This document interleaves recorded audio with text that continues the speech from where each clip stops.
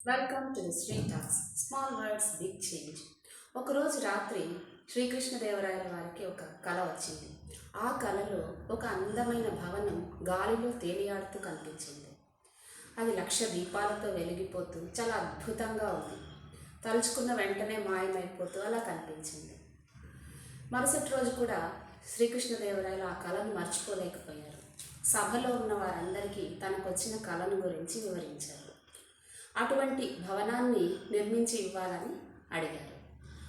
అందరూ అటువంటి గాలిలో తేలియాడే భవనాన్ని నిర్మించడం అసాధ్యమని ఎంతో నచ్చజెప్పడానికి ప్రయత్నించారు. కానీ రాయల వారు వినలేదు. అటువంటి భవనాన్ని నిర్మించి ఇచ్చిన వారికి 1,00,000 వరహాలు బహుమానం ఇస్తానని, ఒకవేళ నిర్మించని పక్షంలో వాళ్ళు తనకు కనిపించకూడదని చెప్పారు. ఎన్ని రోజులైనా రాయల వారు ఆ కళని మరవలేకపోతున్నారు. ఒకరోజు ఒక వృద్ధుడు సభకు వచ్చారు. ప్రభు, మీరే నాకు న్యాయం చేయాలి. అప్పుడు రాయలవారు ఏమైంది చెప్పు అని అడిగారు. నా 100 నాణాలు ఎవరో తీసుకెళ్లారు. అవి తీసుకెళ్ళింది ఎవరో కూడా నాకు తెలుసు. వాళ్ళ దగ్గర నుంచి నా నాణాలు నాకు ఇప్పించండి అని అడిగారు. అప్పుడు రాయలవారు ఎవరు తీసుకున్నారు, ఎప్పుడు తీసుకున్నారో చెప్పమని అడిగారు.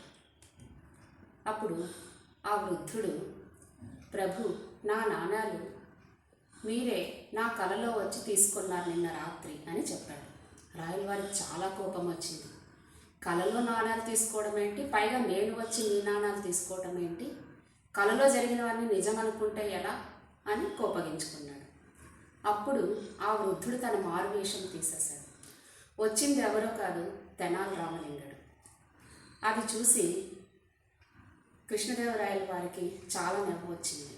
అప్పుడు తనకు అర్థమైంది, తను కలలో వచ్చిన భవనాన్ని నిర్మించి ఇవ్వమన్నందుకే తెనాలి రామకృష్ణుడు ఇలా చేశాడని అర్థమైంది.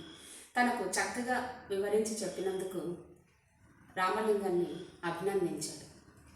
సో జీవితంలో అసాధ్యమైన కలలో వెంబడించడం కాదు, సాధ్యమైన లక్ష్యాల్ని పెట్టుకొని వాటి కోసం కష్టపడటము. మన కలలు, లక్ష్యాలు స్మార్ట్గా ఉండి తెలివిగా ఆచరించినట్టయితే విజయం మన వెంటనే వస్తుంది. Thank you.